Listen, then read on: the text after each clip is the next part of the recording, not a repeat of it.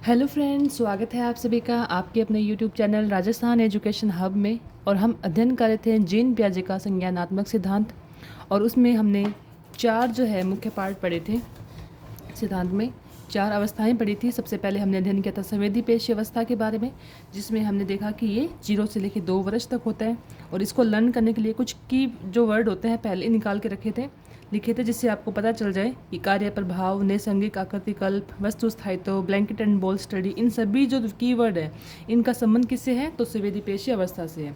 तो इसी क्रम में आज हम आगे अध्ययन करेंगे पूर्व सक्रियात्मक अवस्था, जो कि होती है 2 से 7 वर्ष। इंग्लिश में हम इसे कहते हैं प्री ऑपरेशनल स्टेज। तो चलिए अध्ययन करते हैं। एक चीज़ बताना चाहूँगी कि थोड़ा सा ये पेज मेरा ख़राब सा हो गया था, क्योंकि इस पर थोड़ा पानी गिर गया था नाइट में। तो थोड़ा सा ऐसे हो सकता है कि आपको ब्लर या थोड़ा ख़राब दिखे, लेकिन मैं आपको पढ़ के बताऊँगी तो समझ में आ जाएगा। तो पूर्व सक्रियात्मक अवस्था के बारे में बात कर रहे थे, जो कि होती है 2 से 7 साल। प्री ऑपरेशनल स्टेज कहते हैं हम इसको। इस आयु में क्या होता है कि बालक में भाषा का विकास सही प्रकार से प्रारंभ हो जाता है और अभिव्यक्ति की जो माध्यम जो होता है अब क्या है, भाषा बन जाती है। पीछे हमने क्या पढ़ा था, संवेदी पेशी अवस्था में क्या था कि जो उनके अभिव्यक्ति का जो माध्यम था वो उनके मतलब बॉडी से ही था, शरीर से ही, वो नैसर्गिक आकृतियाँ ही थी उनकी, है ना, जिससे वो ऐसे फील करवाते थे कि उनको कुछ चाहिए या क्या। लेकिन यहाँ पे क्या होता है कि उनके अंदर माध्यम जो है अब भाषा बन गई है। इस अवस्था के दौरान बालक अपने आसपास की वस्तुओं को पहचानना, उनमें अंतर करना प्रारंभ कर देता है और वस्तुओं के नाम से जानने लगता है। अब आप जब भी ये पढ़ो तो दिमाग में रहो कि हम एक 2 से लेकर 7 वर्ष तक के बालक की बात कर रहे हैं। तो इस अवस्था में क्या होता है कि बालक वस्तुओं को पहचानने लगता है, अंतर करने लगता है, समझने लगता है, अपने रिलेशंस को जानने लगता है कि ये पापा है, ये मम्मी है, ये भाई बहन है और ये चीज़ है। इस अवस्था में प्रतीकात्मक अभिव्यक्ति होने लगती है, यानी कि सिंबॉलिक एक्सप्रेशन जो कहते हैं वो होने लगती है। प्रतीकात्मक यानी कि किसी चीज़ को देख के समझना, प्रतीक समझने लगता है हर चीज़ को लेकर, जिनके फलस्वरूप खेलों के दौरान स्वांग करना, भूमिका निर्वाह और मेक बिलीव प्ले आदि देखने को मिलता है। इसमें मतलब क्या होता है कि देखो बच्चे की एज कितनी है, तो बच्चे की एज है 2 से 7 वर्ष। तो यहाँ पे क्या करेगा बच्चा, स्वांग करना मतलब कि नाटक करने लगता है, किसी की एक्टिंग करने लगती है, और believe play, make believe play आदि जो चीज़ें होती हैं ये सब करने लगता है। जैसे जादुई चिंतन करने लगता है, मैजिकल थिंकिंग, हवाई किले बनाने लगता है, जादूगर, परियों, सपनों की दुनिया के बारे में बातें करता है। मोनोलॉग का अर्थ होता है अकेला रहना पसंद करता है। और इसमें लेकिन ये सब चीज़ें तो हैं, लेकिन उसमें तार्किक चिंतन व तर्कण शक्ति का जो है अभाव है। लेकिन अभी भी वो लॉजिकली नहीं सोच पा रहे हैं। वो मतलब एक कल्पना वाली ज़िंदगी जीता है ना, कि वो अपने कुछ भी जादू जो कहानियाँ जो सुनता है उनको वो कहीं ना कहीं रियल मानने लगता है, लेकिन लॉजिकली नहीं सोच पा रहा है। अदरवाइज उसमें सारी जो चीज़ें एक बच्चे में, मतलब एक मनुष्य के जो जीवन में होती है, उन सभी चीज़ों को वो समझने और करने की क्षमता जो है उसमें धीरे धीरे विकसित होने लगती है। तो आगे देखते हैं। अब ये जो पूर्व सक्रियात्मक अवस्था है इसको भी जीन पियाजे ने क्या है, 2 भागों में बांटा। तो पहली अवस्था को किस में बांट दिया इन्होंने, प्राक संप्रत्यात्मक अवधि जो माने कि 2 से 4 साल, और दूसरी मानी इन्होंने अंतर्दर्शी अवधि जो होती है 4 से 7 वर्ष। यानी कि जो पूर्व सक्रियात्मक अवस्था थी ये थी कितनी, 2 से 7 साल थी। तो 2 से 7 साल को इन्होंने 2 पार्ट में बांट दिया, पहले 2 से 4 और फिर 4 से 7। अब देखिए प्राक संप्रत्यात्मक जो अवधि है 2 से 4, इसमें इन्होंने 2 शब्द यूज़ किए, एक था जीववाद, एक था आत्म केंद्रियता। तो देखते हैं जीववाद क्या होता है। जीववाद या संजीव चितन या एनिमिज्म कहते हैं इसको। इंग्लिश टर्म्स याद रखना कि संजीव और निर्जीव में अंतर नहीं कर पाना। जो वस्तु हिलती घूमती है वो संजीव समझती है। तो आपको पहले तो ये होना चाहिए कि एनिमिज्म जो थ्योरी है ये किसने दी थी, संजीव चितन की जो थ्योरी है किसने दी थी, तो ये क्या है, जीन पियाजे। और ये कौन सी एज में आती है, जीववाद जो है ये कौन सी टाइम में है, तो ये आपको ध्यान रखना है कि ये पूर्व संक्रियात्मक अवस्था की बात हो रही है। तो पूर्व संक्रियात्मक अवस्था के भी कौन सी अवस्था में बात हो रही है, तो ये प्राक संप्रत्यात्मक अवधि के बीच में टाइम होता है। इसमें क्या होता है, इसमें ये होता है कि बच्चा जो होता है सजीव और निर्जीव में अंतर नहीं समझ पाता। जो भी वस्तु हिलती डुलती है उसको वो क्या समझता है, ओरिजिनल समझने लगता है, मतलब सजीव समझता है। क्यों, बच्चे की एज कितनी है यहाँ पे बच्चे की एज है 2 से 4 साल। अब इसके बाद में नेक्स्ट आती है आत्म केंद्रियता। इसमें क्या, इसको कहते हैं ईगोसेंट्रिज्म। ठीक है, बालक सिर्फ अपने विचार और दृष्टिकोण को ही सही मानते हैं। ठीक है, उनको जो क्या होता है कि जो भी बात होती है वो खुद को ही सही मानते हैं। 3 पर्वतों की समस्या का प्रयोग पियाजे ने किया। यहाँ पे भी उन्होंने जो 3 पर्वत दिखा के एक एक्सपेरिमेंट किया था। तो ये भी क्वेश्चन पूछा जाता है कि जो 3 पर्वतों की समस्या का जो एग्जाम्पल था ये किससे जुड़ा हुआ है, तो ये आत्म केंद्रियता से जुड़ा हुआ है। इसमें क्या होता है कि बच्चा थोड़ा सा मैच्योर हो रहा है, क्योंकि बच्चे की एज हो रही है 4 से 7 साल। तो यहाँ पे बच्चा क्या होता है, वो खुद को सही समझने लगता है और सामने वालों से आर्ग्यूमेंट्स करना और अपने लॉजिक देना शुरू कर देता है। दूसरी अवस्था क्या थी? तो पहले तो ये पढ़ ली हमने जीववाद, और इसके बाद नेक्स्ट जो आती है वो आती है अंतर्दर्शी। प्राक संप्रदायवाद की हमने दो चीज़ें देख ली इसमें। प्राक संप्रदायवाद से जुड़ी हुई है जीववाद और आत्म केंद्रितवाद। नेक्स्ट आती है अंतर्दर्शी अवधि। यह अवधि होती है 4 से 7 वर्ष के बीच में। इस अवस्था में क्या होता है कि बालक साधारण मानसिक प्रक्रियाएं यानी कि जोड़, घटाव, गुणा, भाग में सम्मिलित होती हैं, उन्हें कर पाता है, लेकिन इन मानसिक प्रक्रियाओं के पीछे नियमों को नहीं समझ पाता। यानी कि बच्चा ये तो जानता है कि 2 + 2 4 होते हैं, लेकिन वो सूत्र नहीं जानता, नियम जो होते हैं किसी चीज़ को करने के वो नहीं कर पाता है। अंतर्दर्शी चिंतन ऐसा चिंतन होता है जिसमें कर्मबंध तर्क नहीं होता है, यानी लॉजिक नहीं है। इस अवस्था में बालक प्रश्न बहुत ज़्यादा पूछते हैं व उनका जवाब चाहते हैं। तो ये 4 से 7 वर्ष वाली जो एज होती है, इसमें बच्चा क्या है, जोड़, घटाव, गुणा सीख जाता है, लेकिन वो भी अभी भी पूरी तरह से नियम नहीं समझ पाता कि इन चीज़ को करने का जो नियम है वो क्या है। तो ये होगी हमारी पूर्व सक्रियात्मक अवस्था। अब इनमें कमी क्या आती है भाई? पूर्व सक्रियात्मक अवस्था की बात करें हैं, यानी कि 2 से हम 7 साल के बालक की कमी क्या हो सकती है? पहली कमी आती है अनुत्क्रमणशीलता या पलटावे चिंतन की कमी होती है। यानी कि बच्चा जो होता है कि उल्टा पुल्टा नहीं सोच पाता है, सीधा सीधा समझ जाएगा कि 3 को हम जैसे 2 से मल्टीप्लाई करते हैं तो 6 होता है, 6 को 3 से भाग देते हैं। ये चीज़ें जो होती है ना, इनको वो एक लॉजिक के साथ जो है पलटावे चिंतन जो है वो नहीं समझ पाता है। या आपने बच्चों को बता दिया, मल्टीप्लाई से कोई चीज़ पूछोगे तो वो इतना क्लियरली नहीं बता पाता है। दूसरी आती है संरक्षण की कमी। जब तक किसी वस्तु की संख्या, भार या आयतन में कुछ जोड़ा या घटाया जाता है, तब उनकी संख्या, भार व आयतन संरक्षित रहता है, भले ही उसमें रूप में कितना ही परिवर्तन कर दिया जाए। तो संरक्षण की कमी ऐसे मान के चलिए, जैसे मान लीजिए हमने एक गिलास में कोई पानी डाला, ठीक है। अब उस पानी की आकार कैसा हो गया, मतलब ज़्यादा दिख रहा है। अब उसी पानी को यदि आप कटोरी में डाल दोगे, या एक ही क्वांटिटी की चीज़ें एक गिलास में भी रख ली, अपने कटोरी में भी रख ली, तो बच्चों को यही लगेगा कि गिलास वाली चीज़ जो है वो ज़्यादा है। यानी कि वो ये नहीं सोच पा रहे हैं कि वो सेम ही क्वांटिटी की चीज़ है। मतलब संरक्षण में जो होता है उनकी कमी होती है।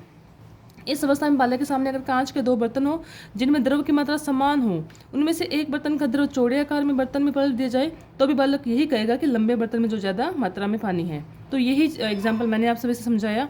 तो बच्चे में पहले कमी क्या थी? अनुत्क्रमण की। दूसरी आगे संरक्षण की। तीसरी आती है यहाँ पे विकेंद्रीकरण की। अब विकेंद्रीकरण क्या है कि एक ही वस्तु की अलग अलग विशेषताओं को ध्यान में रखकर उन पर विचार करना, लेकिन बालक में केंद्रिता पाई जाती है, जिसके कारण वह एक बार में किसी भी वस्तु को सिर्फ एक मुख्य विशेषता को ध्यान में रखते हैं, अन्य को नहीं। मतलब कि एक ही वस्तु की अलग अलग विशेषताओं को ध्यान में रखकर उन पर विचार करना, लेकिन मतलब बालक में क्या होता है, केंद्रिता पाई जाती है, विकेंद्रीकरण नहीं होती। वो मतलब सेंट्रलाइटी होती है उनके अंदर, एक चीज़ पे ही ज़्यादा फोकस कर पाते हैं, उनकी अन्य विशेषता जो होती है उन पर ध्यान नहीं कर पाते। इसलिए कह सकते हैं कि उनके अंदर एक विकेंद्रीयकर्ता की भी, लैक ऑफ डिसेंट्रलिटी की भी उनमें कमी पाई जाती है। तो ये हमने मुख्यतः 3 कमी पढ़ी। और इसके बाद में हम बात करते हैं पूर्व सक्रियात्मक अवस्था। ये तीसरी स्टेज आ गई भाई, और ये होती है 7 से 11 वर्ष के बालक के बीच में, और इसको कहते हैं इंग्लिश में कंसर्ट ऑपरेशनल स्टेज, मूर्त सक्रियात्मक अवस्था। इस अवस्था में क्या है कि बालक मूर्त ठोस वस्तु के आधार पर मानसिक संक्रियाएं कर पाते हैं, अतः बालक में मूर्त व निरीक्षण योग्य वस्तुओं के बारे में तार्किक चिंतन कर पाते हैं। यानी कि इस अवस्था में आके बच्चा क्या है, एक ठोस तरीके से तार्किक चिंतन करना शुरू कर देते हैं।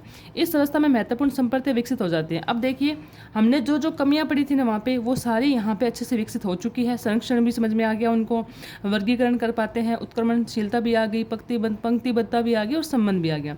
तो ये जो गुण हमने पहले देखे थे कि जहाँ पे इनकी कमी थी, और वहाँ यहाँ पे आके जो सब कुछ इनमें समझ में आ रहा है। इस अवस्था में बालकों में संख्या, भार, आयतन आदि के संरक्षण से संबंधित प्रयोग करने पर पियाजे ने देखा कि इनमें संरक्षण की क्षमता विकसित हो जाती है। अब पंक्तिबद्धता क्या होता है? पंक्तिबद्धता के संबंध में पियाजे का मानना था कि इस अवस्था के बालक वस्तुओं को उनकी लंबाई या वजन के अनुसार घटते क्रम या बढ़ते क्रम में व्यक्तित्व करने की क्षमता विकसित कर लेते हैं। दी गई वस्तुओं को उनके गुणों व विशेषताओं के आधार पर किसी एक वर्ग या उपवर्ग में छांटने की क्षमता भी विकसित हो जाती है, जिसे वर्गीकरण कहते हैं। पूर्व संक्रियात्मक अवस्था के आत्म केंद्रिता व उत्क्रमणशीलता की कमी आदि गुण इस अवस्था में नहीं पाए जाते। बालक अपलटावी चिंतन कर पाते हैं, साथ ही एक वस्तु की कई विशेषताएं व उनके संबंध को भी समझ पाते हैं। यानी कि क्या है कि बच्चों में जो संरक्षण का जो गुण था, वर्गीकरण करना, उत्क्रमणशीलता, पंक्तिबद्धता, ये जो चीज़ें उनमें नहीं थी, इस अवस्था में आते आते क्या होता है कि बच्चा अब 7 से 11 वर्ष का हो रहा है, तो ये सारे जो गुण हैं बालक में धीरे धीरे आने लगते हैं। और मानसिक संक्रियात्मक में वस्तुओं के मूर्त स्थूल रूप का ही प्रयोग में लाया जाता है। ठीक है, तो ये जो भी गुण थे बच्चों में आ गए। अब देखिए, चिंतन अब अधिक क्रमबद्ध व तर्क संगत होना शुरू हो जाता है कि अब जो भी वो सोचेंगे वो बहुत ही लॉजिकली सोचना शुरू कर देते हैं। चिंतन पूर्ण क्रमबद्ध यानी सिस्टमेटिक नहीं होता। चिंतन पूर्ण जो होता है पूर्णतः जो होता है चिंतन क्रमबद्ध यानी कि सिस्टमेटिक नहीं होता है। अब देखो कमी क्या होती है फिर, कमी इसमें ये होती है कि यदि बालक को ठोस वस्तुओं को न देकर उनके बारे में शाब्दिक कथन तैयार करने यदि समस्या उपस्थित की जाती है तो ऐसी समस्याओं पर मानसिक संक्रियताएं कर किसी निष्कर्ष पर पहुंचने में असमर्थ होते हैं। मतलब कि बच्चों को कोई चीज़ दिखाने के बजाय सिर्फ उनसे कुछ पूछा जाए कि उनको कोई ठोस वस्तु को दे ना, बस शाब्दिक कथनों में मतलब वर्बल स्टेटमेंट तैयार करने की बात कही जाए तो वहाँ पे थोड़े से बच्चे क्या है कि ऐसी समस्याओं को क्लियरली नहीं कर पाते हैं। तो ये हो जाएगा जैसे ABC जो पे एग्जाम्पल दिए थे वो वाले आप देख लीजिएगा। अब लास्ट पॉइंट आता है अमूर्त सक्रियात्मक। अब ये सबसे जो अच्छी एज है 12 साल से ऊपर के जो बालक होते हैं वहाँ तक कहेंगे। इस अवस्था का समय जो है 11 वर्ष से लेकर 15 से 16 वर्ष तक होता है। औपचारिक सक्रियात्मक अवस्था भी कहते हैं इस अवस्था को। अमूर्त संपर्कों का रूप में चिंतन करने की योग्यता जैसे विद्युत धारा प्रवाहित होना। इसमें क्या था, हमने यही एग्जाम्पल देखा। यहाँ पे क्या था कि बच्चों को जो चीज़ दिखाई जाती है बस उनके बारे में सोच पाते हैं वो लॉजिकली, लेकिन यहाँ पे आते आते क्या है कि बच्चों को यदि ना भी दिखाई जाए तो चिंतन के माध्यम से वो सारे संपर्क जो है कंसेप्ट है समझ पाते हैं। जैसे उनको पता है कि ये बिजली की जो तार है इनमें अब विद्युत धारा जो है प्रवाहित हो रही है, यानी कि विद्युत धारा दिखती नहीं है लेकिन वो समझ रहे हैं कि इनके अंदर जो है करंट है। चिंतन में पूर्णतः क्रमबद्धता भी आ जाती है। संज्ञानात्मक विकास की उच्चतम अवस्था मानी जाती है। भाषा संबंधी योग्यता, संप्रेषणशीलता का विकास अपने चरम पर होता है। समस्या समाधान योग्यता, यानी कि अब कोई भी प्रॉब्लम जो उनके सामने आती है वो उनको सोल्व करने की भी क्षमता उनमें विकसित हो जाती है। किसी समस्या का समाधान काल्पनिक रूप से सोचकर मतलब हाइपोथेटिक सोचने लगते हैं वो, है ना, काल्पनिक रूप से भी सोचना शुरू कर देते हैं। डिटेक्टिव इंडक्टिव चिंतन भी कर सकते हैं, है ना। विचारशील चिंतन भी शुरू हो जाता है जिसके अंतर्गत व्यक्ति सब समय अपने तर्क का परीक्षण व मूल्यांकन करता है।